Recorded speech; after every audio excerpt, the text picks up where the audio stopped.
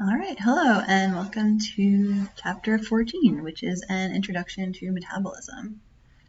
So in this chapter, we're going to start with an overview of metabolism, including information on nutrition, vitamins and minerals, some metabolic pathways, and thermodynamics. Then we'll transition into discussing some high-energy compounds that are relevant in a lot of different parts of metabolism that are going to come up over and over, including ATP, some other phosphorylated compounds, as well as thioesters. And then finally, we'll end up with a little discussion on oxidation and reduction reactions and talking more about electron carriers. So overall, this chapter is going to serve as basically a transition point from everything we've learned so far, and using all of that information to sort of build up some knowledge of metabolism and how that works. And so in this chapter, we're going to set up some of the basics to help us do that, and the rest of the chapters we plan to cover this semester. So first of all, let's start by asking ourselves, what is metabolism? And so I invite you to, pause this recording and think about what is metabolism. So metabolism essentially is a process by which organisms obtain and use energy. And it can be broken down into two main types. So the first one is catabolism, which is the breakdown of nutrients to generate energy. And one example we're going to talk about quite a bit in later chapters is glycolysis. And then in opposition to catabolism, we have anabolism, which is using energy to help with biosynthesis. For example, when we're growing muscle or bone. So overall, metabolism can be summed up as sort of these two processes combined. We have catabolism, sort of taking in nutrients and breaking them down to make energy, which we then use for anabolic processes to build up various different parts of our organism, right? So first, let's start by discussing nutrition, so that fuel source that we take in, that we ultimately use for catabolic processes. So there are two main categories of organisms in terms of nutrition. So first, there are autotrophs. Autotrophs, as fuel sources, use simple inorganic molecules, or light, which you see at the sort of top of this picture. We have sunlight, or inorganic molecules is written as chemical energy, which are being brought into an autotroph. On the other hand, we also have heterotrophs. Heterotrophs utilize nutrition in the form of organic molecules, as well as and they do this through oxidation of those organic molecules. So you can see here oxygen and organic molecules are the sort of input to these heterotrophs, and the ultimate output of the heterotroph is heat. And that's in opposition to autotrophs, which take in sunlight and are able to output other types of chemical energy. So keeping that in mind, like I just mentioned, we require oxygen. Organisms like you and me, like humans, we are obligate aerobes, meaning that we require oxygen in order to make energy out of the fuel sources that we take in. So the sort of opposite of an obligate aerobe is an anaerobe. Anaerobes, and which you can tell by the prefix "an", means that these types of organisms do not require oxygen. And then sort of in between, we have organisms that are called facultative anaerobes. These types of organisms prefer oxygen, but in an anaerobic environment that lacks oxygen, these types of organisms are able to still grow and function in an anaerobic environment. And one sort of classic example of a facultative anaerobe is the bacteria E. coli. And so among our nutrient requirements, like I mentioned, that top one is oxygen, and then some other ones are macronutrients, and these include things like proteins, carbohydrates, lipids, as well as water. And then we also have micronutrients that include vitamins and minerals, and we'll break down those in just a moment. So let's talk a little bit more first about vitamins and minerals, our micronutrients. So essential vitamins are defined as organic molecules that an organism is unable to synthesize. So they're essential because they must be taken up in the diet. And you can see on the right here, we have this table 14.1, and it has a list of a number of common vitamins, the water-soluble vitamins in particular. And something interesting or useful about a lot of these water-soluble vitamins is that they are the precursors for a lot of different coenzymes that are important for a lot of metabolic processes, hence why they are essential. because they help our cells, utilize our other types of macronutrients to make them into energy. And so listed here in red are some of the coenzymes that are required for various aspects in glucose metabolism. And you can see that this quite a few of these water-soluble vitamins eventually are converted into these coenzymes that are required in glucose metabolism. In particular, I'd like to point out these nicotinamide coenzymes, which are formed out of the vitamin nicotinamide or niacin.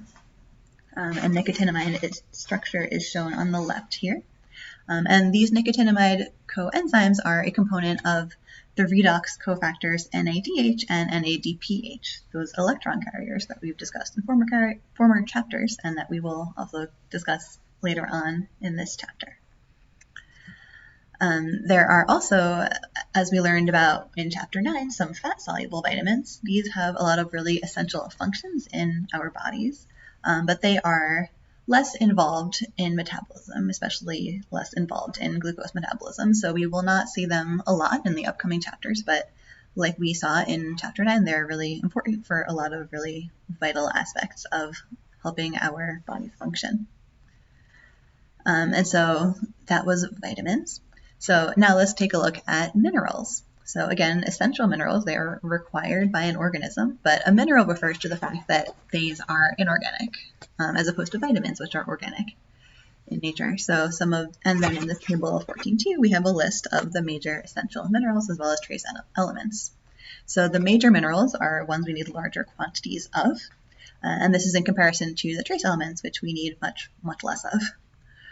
And so now highlighted in red here are the ones that are also really important for carbohydrate metabolism that we will certainly see coming up in future chapters.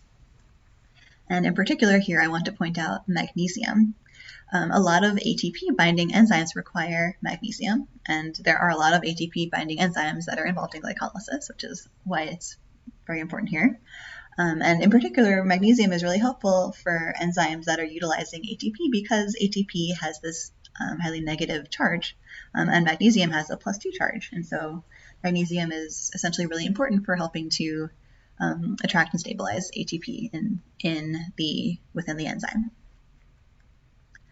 So let's go on to consider those different types of metabolic pathways. So like we mentioned before, there are two main classes of metabolism. There's anabolism, which uses anabolic pathways, which are biosynthetic, meaning that they build up macromolecules from larger, simple molecules. And this is in contrast to catabolic pathways, which are degradative, meaning they are breaking down these complex, larger macromolecules into smaller, simpler molecules. And so let's take a look at each of these in a little bit more detail. So anabolic pathways, like we mentioned, are involved in biosynthesis. So what they take in as reactants are these simple metabolites, and these are converted into more complex metabolites.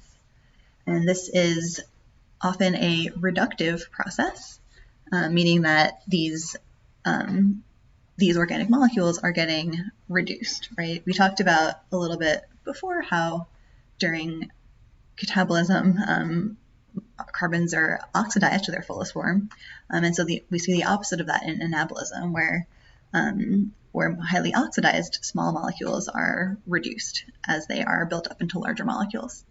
And this requires energy, right? So during the process of anabolism, we use ATP and we hydrolyze it to ADP and inorganic phosphate. And this helps to provide the energy to help build up these simple products into these more complex metabolites. And like we mentioned, because this is a reductive process, electron carriers are utilized, and electron carriers are involved in these redox reactions or reduction and oxidation reactions. So if we are reducing our biological molecules, we're going to be oxidizing our electron carriers coupled with that reaction. So here we have this example of NADPH being oxidized to NADP+, and this is in combination with the reductive process of anabolism. In contrast, we have catabolic pathways. And so catabolic pathways, like I just mentioned, are degradative. And so this is the process of breaking down more complex macromolecules or biological molecules into more simple products. And this is just, again, in contrast to metabolism, this is an oxidative process. So complex metabolites are being broken down into smaller products and as well as being oxidized. And this is in combination with reduction of an electron carrier, which we also see here. And ultimately, this is also a process in which we are producing energy. And so this is shown here as combining ADP and an organic phosphate to create ATP. And so ultimately, these two classes of pathways are connected with each other. So we degrade larger molecules into smaller ones, which helps us make energy and currency in the form of ATP, which is then ultimately used for biosynthetic anabolism types of pathways to help build up larger molecules that are needed by a cell. So just to make more clear what we mean by reduction and oxidation of these various compounds, here is a list of various types of organic compounds as well as their oxidation numbers. So a lot of the times when we consider something like a fatty acid, right, which is very highly reduced, like we've mentioned, so fatty acids, they tend to have, for any one carbon in a fatty acid, they tend to have 2 bonds to other carbons and 2 bonds to hydrogen. So they resemble a little bit this type of compound here, which is we have our central carbon that is bound, has 2 bonds to a carbon and 2 bonds to a hydrogen. This one has an oxidation number of -2. So when we consider fuel sources like carbohydrates, these tend to have, for any one carbon in a sugar molecule, these tend to have bonds to 2 other carbons, 1 hydrogen and 1 oxygen. And so these types of fuel sources tend to have oxidation numbers in the +1 to +2 range. And so overall, over the process of catabolism, which is an oxidative process, we are continuing to oxidize these compounds. Ultimately, the most oxidized form of carbon you can have is carbon dioxide, which you see at the top. And carbon dioxide is a major product of a lot of catabolic pathways for that reason. And so looking at these oxidation numbers might help you sort of get more of a feel for the reductive and oxidative processes that we're going to be discussing as we go on here. So let's think about these metabolic pathways as a whole in the big picture. So for the breakdown of our major biological molecules that we take in as fuel, including proteins, carbohydrates, and fats, they are all essentially broken down into some common sort of intermediate metabolites, which we see sort of in the middle here, such as pyruvate. But each of these different large biomolecules has, to get to that sort of common intermediate metabolite, has a number of different enzymes that all have to work in sequence to help it get there. And so as you can see from this diagram, which you can sort of see some of the complexity that we have, there's a huge variety in the types of enzymes that are used. They carry out a number of different reaction types, and they use a wide variety of different catalysis mechanisms. There's a lot of interconnection between all of these pathways. Like I said, there's a lot of common metabolites, but ultimately the goal is to form ATP, right? And so this is the product of oxidative phosphorylation, which we see all the way at the bottom of this diagram, where all of these processes essentially converge. We also see the really important role here of these electron carriers that we've started to talk about. And so in the catabolic processes, there's a lot of reduction of these electron carriers. So we form NADH, FADH2, for example, which ultimately are fed into this oxidative phosphorylation process to help make that ATP. And so, like we mentioned, these electron carriers are all reduced, and they become reduced sort of in opposition to the oxidation of our macromolecules that are being degraded in these catabolic processes. So ultimately, we can see some key things here. We have some production of carbon dioxide, right, which is this highly oxidized breakdown product, and we see that coupled together with that reduction of electron carriers, which ultimately brings us to oxidative phosphorylation, where we form ATP. And also something important to note, this is really where the oxygen comes in. We mentioned that we require oxygen as a major source of, essentially a nutrient that we need to function. And this is where that oxygen comes in. Without oxygen, we would not be able to make the large quantities of ATP that our cells require in order to carry out their functions. So let's think about where metabolism is happening within the cell.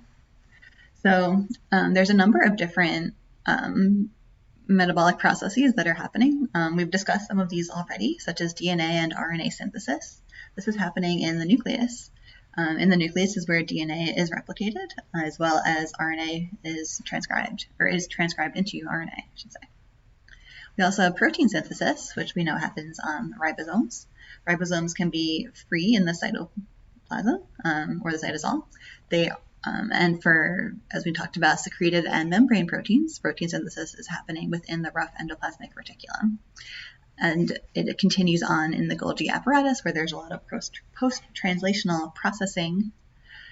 In addition, we have lipid synthesis, which we know is happening beginning in the smooth endoplasmic reticulum, and ultimately also continues within the Golgi apparatus, where lipids are packaged up and sent to in vesicles to various membranes. And finally, what we'll be really talking about a lot for the metabolism that we'll be discussing for the remainder of this course, we have carbohydrate metabolism. Carbohydrate metabolism happens in some new locations for us, at least.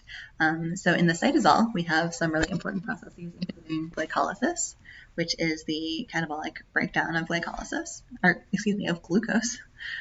We also have gluconeogenesis, which is the reverse of that, where we build up glucose from simpler metabolites.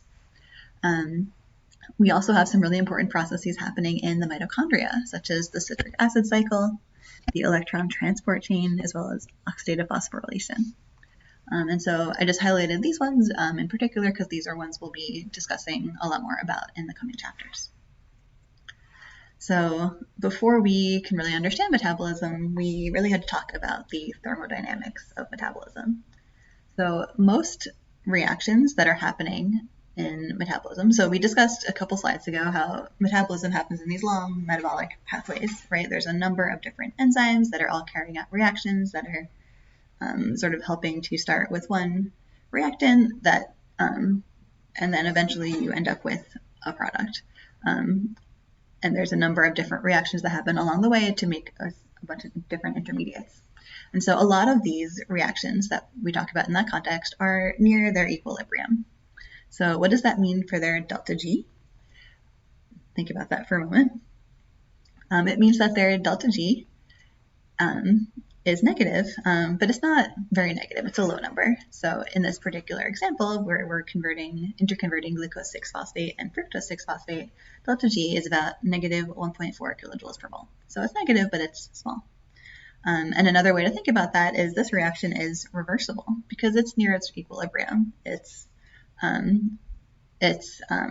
relatively easy to go backwards as well as forwards because it's the delta G is small. It also means it's possible for it to happen pretty fast because there's not this huge difference in energy that needs to be overcome. And really the direction of the reaction as well as the rate of the reaction depends on the concentrations of both the reactants and the products.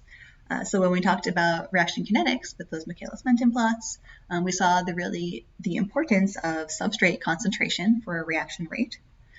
And depending which one you have more of, the reactant or the product, that's going to drive the direction of the reaction according to Le Chatelier's principle. So in this example, if we had a lot of glucose 6-phosphate, that's going to drive the reaction in the direction of producing more fructose 6-phosphate. But the reverse is also true. If we have a lot of fructose 6-phosphate, that's going to drive the reaction in the opposite direction to produce more glucose 6-phosphate. Because this enzyme, phosphoglucose isomerase, PGI, is capable of catalyzing the reaction in either direction. Enzymes are indifferent as to which direction they are taking a reaction. All they do is speed it up. So they will make a reaction go faster And they will make both the forward and the reverse reaction go faster, in this case, for this reaction that is close to its equilibrium. And so, yeah, so like I said, a buildup of glucose 6-phosphate will result in more fructose 6-phosphate. So on the other hand, there are some reactions within these metabolic pathways that are far away from their equilibrium. So when you think about their delta G, take a moment and think what you think that delta G might be. And so those types of reactions are going to have also a negative delta G. They're still spontaneous, but they are more negative. It's a larger number, right? So it's it's further away from its equilibrium, right? So when this reaction is reaches its equilibrium, it's going to have far more products than reactants. And so this essentially means that this type of reaction is irreversible, which also means that it helps give a direction to a pathway. So in contrast to those reactions that are near their equilibrium, which can go in either direction. And so in this case, you can think of they can contribute to both catabolism and anabolism. Reactions that are far away from equilibrium will give direction to a pathway. So they might commit a pathway to being used for catabolism or for anabolism, but not for both. And these types of reactions that are irreversible are considered to be committed steps. And they also help to make those forward and reverse directions of the pathway unique. These types of enzymes are only used in one direction. This often means that these types of reactions proceed more slowly, and they also are often regulated. These can help tell a pathway to go or to stop. And in particular, when we think about the balance of catabolism and anabolism, it's important for a cell to be able to do one and not just automatically do the other. So if every reaction could go in both directions, you would be performing catabolism just as fast as you're performing anabolism. And this is really a waste of energy for the cell, right? It takes energy to perform all of these reactions and to catalyze all these reactions. And so just going around in a cycle like that would be not productive. But with these irreversible types of reactions, we're able to regulate. If these enzymes are often regulated, and this means that, for example, catabolism will proceed, but anabolism will not, or vice versa.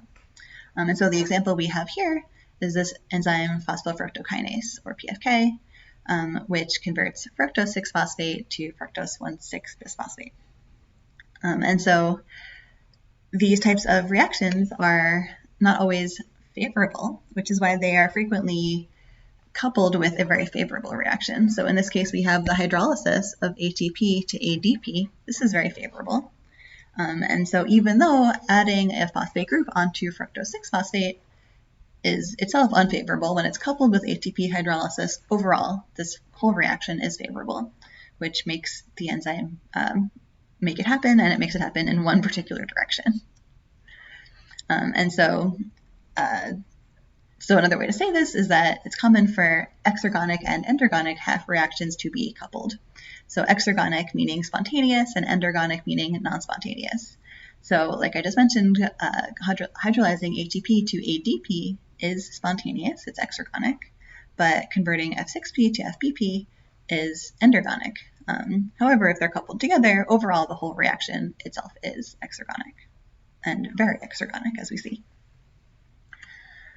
So, and something you can add on to from this is that catabolic and anabolic pathways are not exact opposites of each other.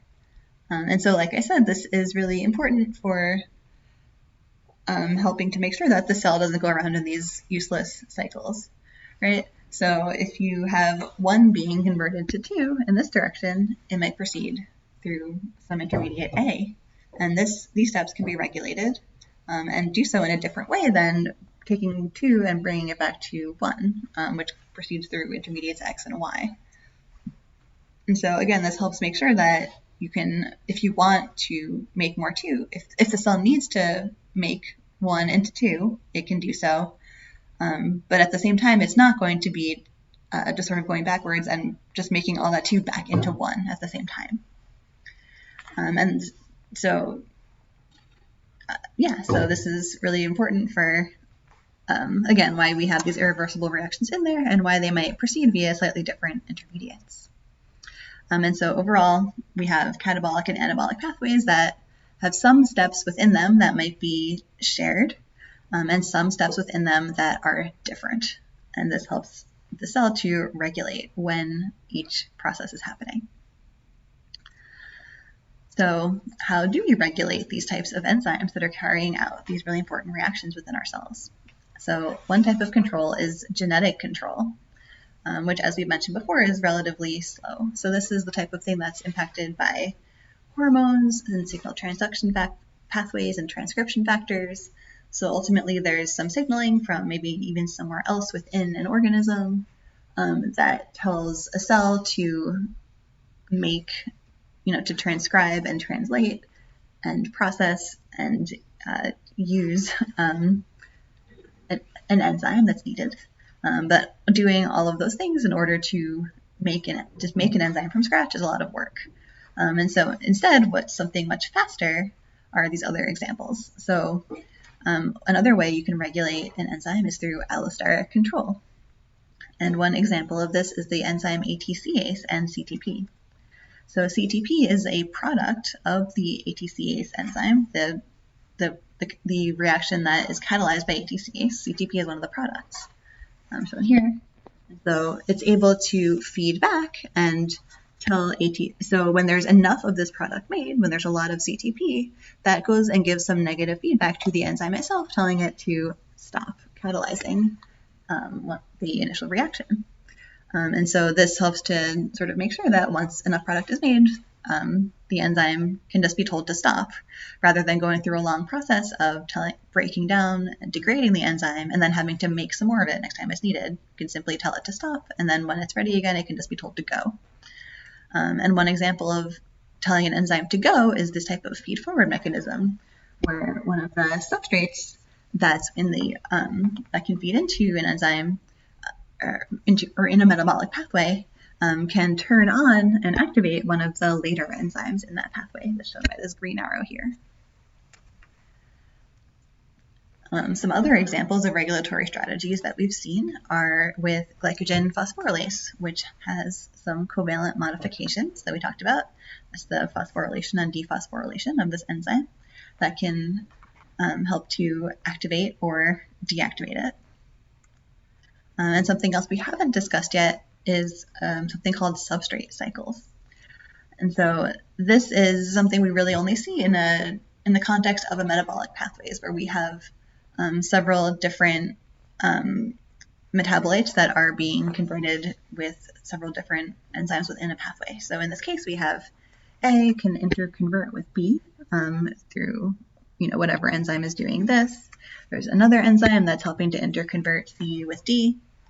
And then there's also B has to be able to turn into C. So in this case, on, let's say, this direction maybe is catabolic. So we have A is converted to B, B is converted to C, C is converted to D. And then we also have the opposite direction, which is anabolic, where D is converted to C, C is converted to B, and B is converted back to A. And so ultimately, A and B can be in equilibrium, and C and D can be in equilibrium. These parts of the metabolic pathway, the forward and the reverse reaction, are being carried out by the same enzyme. But for B and C, it is different. So the forward reaction, turning B into C, is carried out by one enzyme that's irreversible. But the anabolic process of taking C and turning it back into B is carried out by a different enzyme. And that, again, can help if each of these irreversible reactions are carried out by different enzymes. They can be regulated by different molecules, and ultimately this helps give a cell or an organism really fine-tuned control of whether catabolic or anabolic processes are going to be happening at any moment in time. And so this particular example, you can think of it as some of the steps in glycolysis, where A and B are glucose 6-phosphate and fructose 6-phosphate, C and D are fructose 1,6-bisphosphate and GAP and DHAP. And so converting fructose 6-phosphate to fructose 1,6-bisphosphate happens through one enzyme, but converting fructose 1,6-bisphosphate back to fructose 6-phosphate uses a completely different enzyme. And each of these enzymes carries the reaction in one direction, and it is irreversible.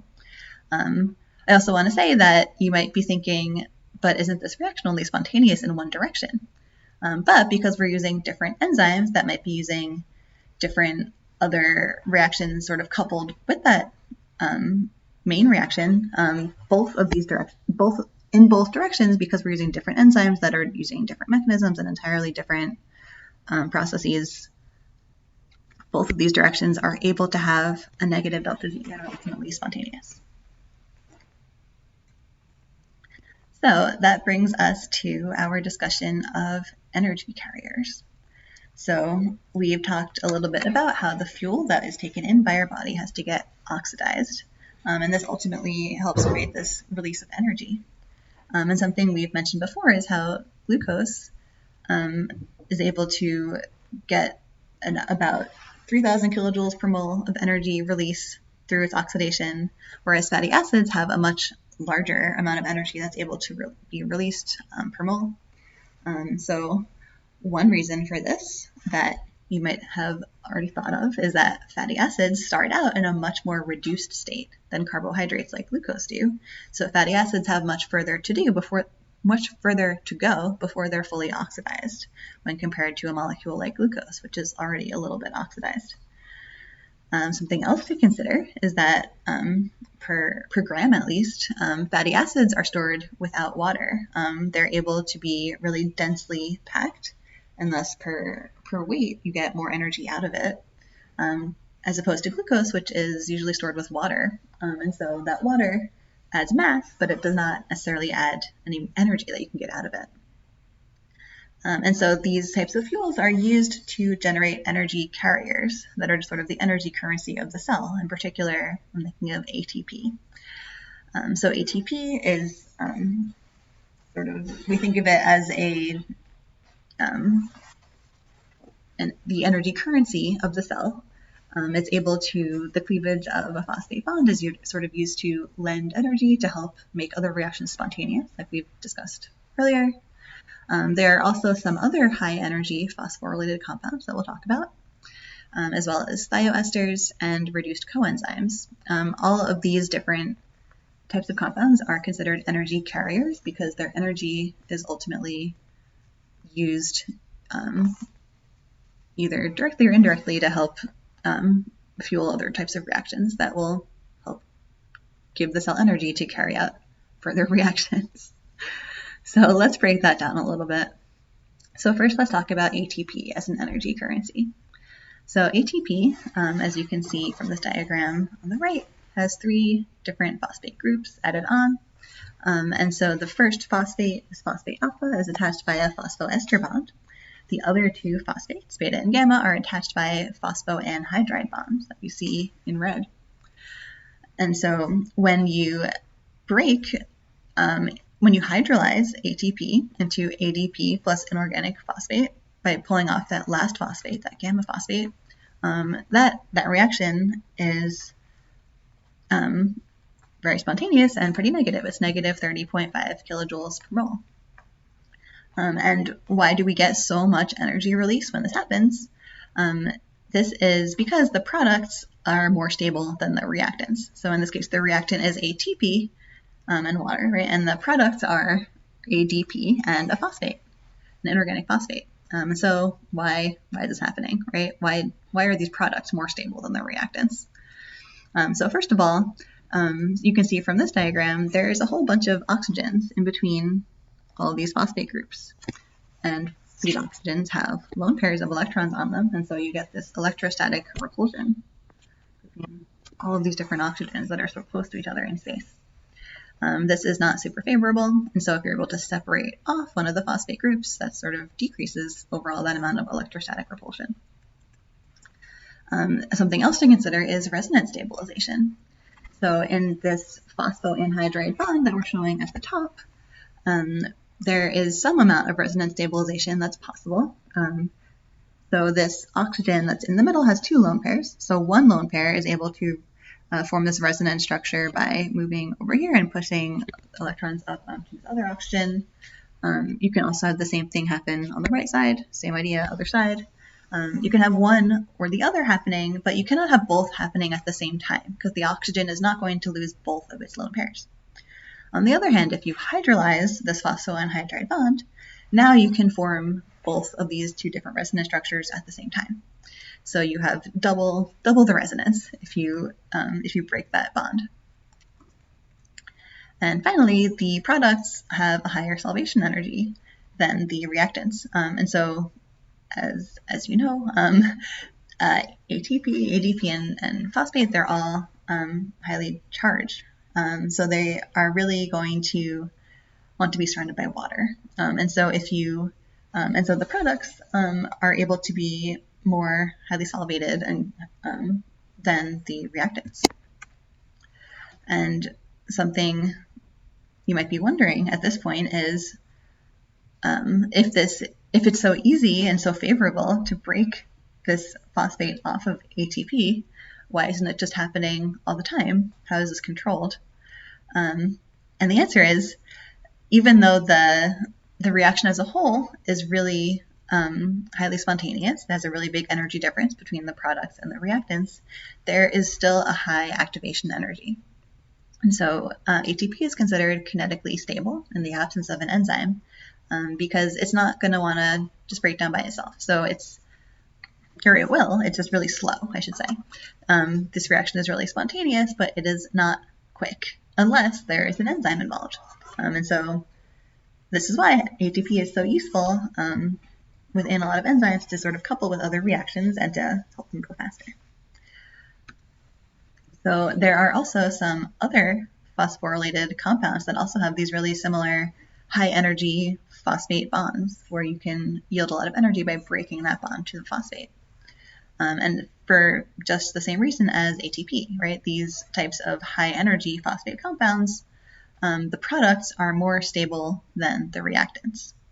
And so these types of high energy phosphate compounds are actually able to transfer a phosphate group to ADP to form ATP, which we see in some examples during glycolysis, as well as some other circumstances. And this is called substrate level phosphorylation, where the substrate is what donates its phosphate group to an ATP or to an ADP to form ATP. So we have a couple examples shown on the bottom of this slide.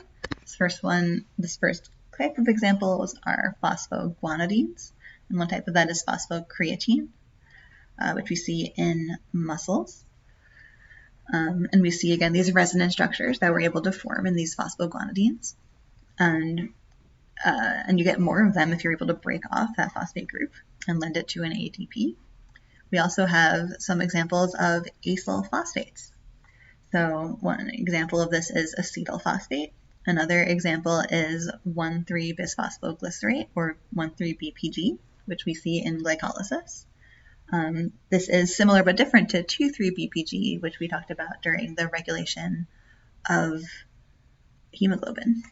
And you can see from these pictures, this really high energy phosphate bond that is much more stable after, is much more lends stability to the product after it's broken, is shown with this sort of little squiggly line, meaning that this phosphate bond this phosphate group really wants to break off because the products are more stable than the reactants. In contrast to this, we have lower energy phosphate compounds, which we see on the sort of bottom part of this graph. These are in contrast to the higher energy phosphate compounds because they do not become more stable after hydrolysis of a phosphate group. Hence, they are much more likely to want to accept a phosphate group from an ATP molecule. Some examples we see of this are glucose 6-phosphate or glycerol 3-phosphate, which are, again, compounds we'll see coming up during glycolysis. So there are also other types of phosphorylated compounds that we might see, and these have sort of intermediate energy. These bonds have similar energy levels, and so these types of bonds can be interconverted without the input of more energy sources. So one example we have of this is a TP and a MP. These all have, so we have phosphate groups that are attached with these phosphoanhydride bonds. If you want to take a phosphate group from ATP and transfer it onto AMP, this doesn't require a great deal of energy, and so these two compounds are able to be interconverted, which you can see an example of here. So essentially we have a TP and a MP. One donates a phosphate group to another, and you can end up with, two ADPs as the product. Another example we have of this is transfer of phosphate groups between different types of nucleotides. So on the bottom we have ATP is able to transfer a phosphate group to GDP, ultimately forming ADP and GTP. And so again, these phosphoanhydride bonds are being broken and formed, and so we just have this simple interconversion of the two. So we have ATP plus GDP can be easily interconverted with ADP and GTP,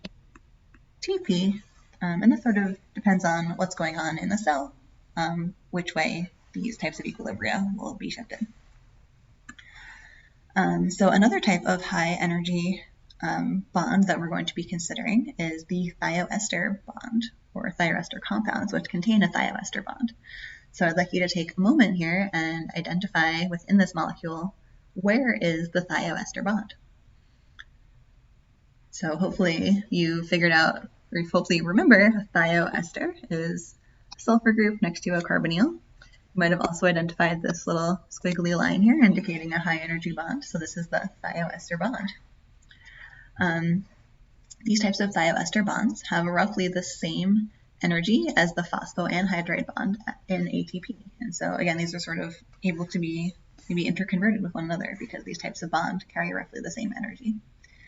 And in particular, this compound that we're looking at here is called acetyl-CoA, where we have a number of different parts to it, but sort of the important part that we want to look at is the acetyl group, which can be added or removed right where this thioester bond is, right? So when we break this bond or create this bond, that is associated with this energy that's contained within the bond that can be released when the bond is broken. And acetyl-CoA is a compound that is the entry point to the citric acid cycle. So after we, for example, break down glucose into this highly oxidized product, ultimately we create acetyl-CoA, and that helps us enter the citric acid cycle for the sort of next process in this carbohydrate metabolism, this catabolic process. I also want to point out that coenzyme A is abbreviated coenzyme A, CoA. When there is no acetyl group attached, it is often written as coenzyme A SH because instead of a thioester bond, you just have a thiol group here. When there's an acetyl group attached, there is acetyl-CoA. So that's what we should know about that for now. It'll come back later. And so next we're going to consider reduction and oxidation reactions. So take a moment and recall to yourself what oxidation and reduction mean. So even earlier on in this chapter, we talked a little bit about this, and hopefully you recall from before, oxidation is the loss of electrons, and reduction is the gain of electrons. So in redox reactions, oxidation is always coupled with reduction, and this is done with transfer of electrons, right? One compound is losing electrons, and it's giving those electrons to another compound, which is being reduced because it's gaining those electrons that were lost by the other compound. And for these types of redox reactions, these redox cofactors are utilized. So let's sort of think to ourselves, as we recall, what is happening during metabolism? The fuel that we take in, it is being oxidized. So if this is coupled with this electron transfer with a redox, with a redox cofactor, if the fuel is being oxidized, then the electron carriers are going to be reduced. So ultimately, electrons are being transferred from the fuel to the electron carrier.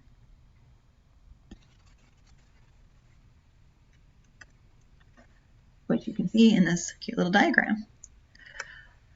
So hopefully this is starting to make some sense. And so let's start looking at some of those electron carriers that are used within our cells to help carry out these redox reactions. So first we're going to consider FAD.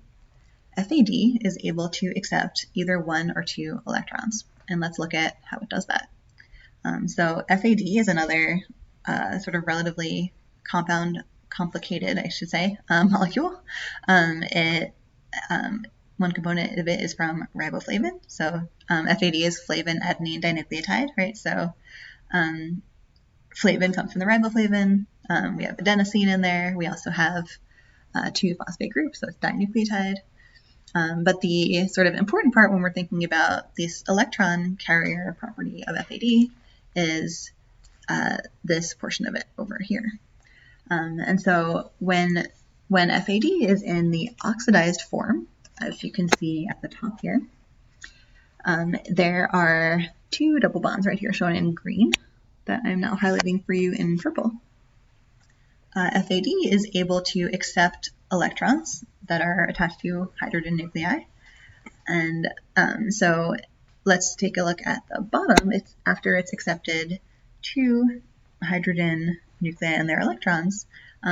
Now it's FADH2. It's accepted 2 hydrogens, and it is in the more reduced form.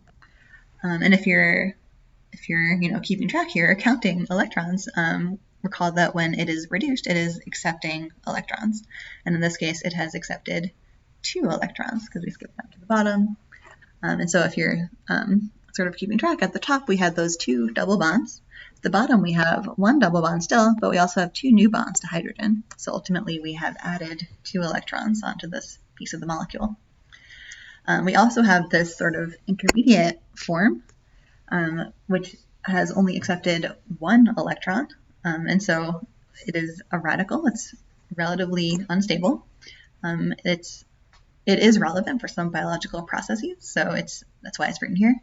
And it's also written as the semiquinone form because we're sort of halfway between the oxidized form, which is the quinone form, and the reduced form, which is the hydroquinone form. And then we have that middle form, the radical or semiquinone form.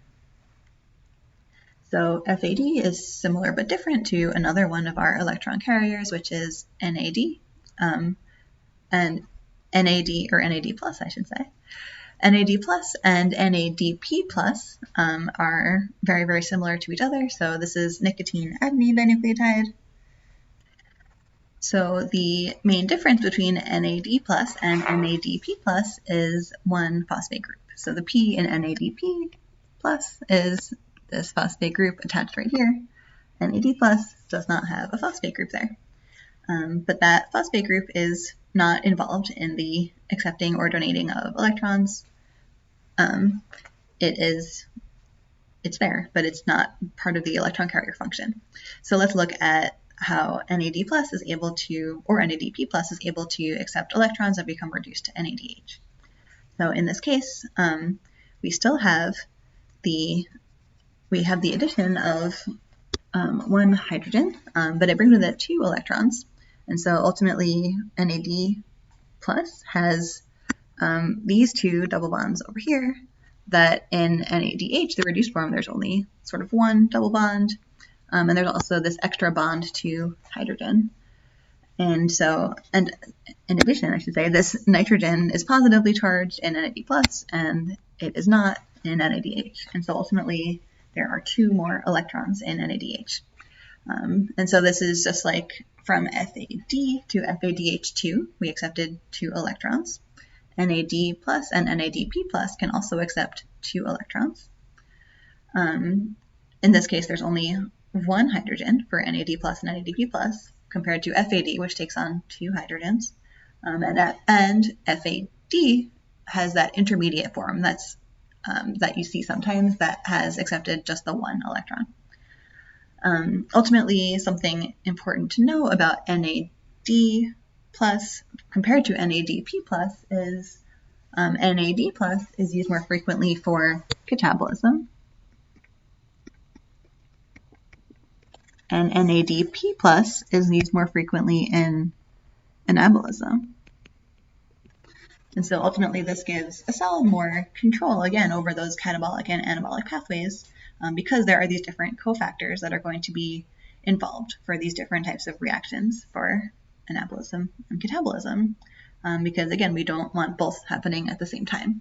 If we have catabolism, we don't want anabolism happening to sort of reverse all that work the cell is doing, and also the opposite. So that being said, now you should be ready to answer the Chapter 14 Introduction to Metabolism practice questions.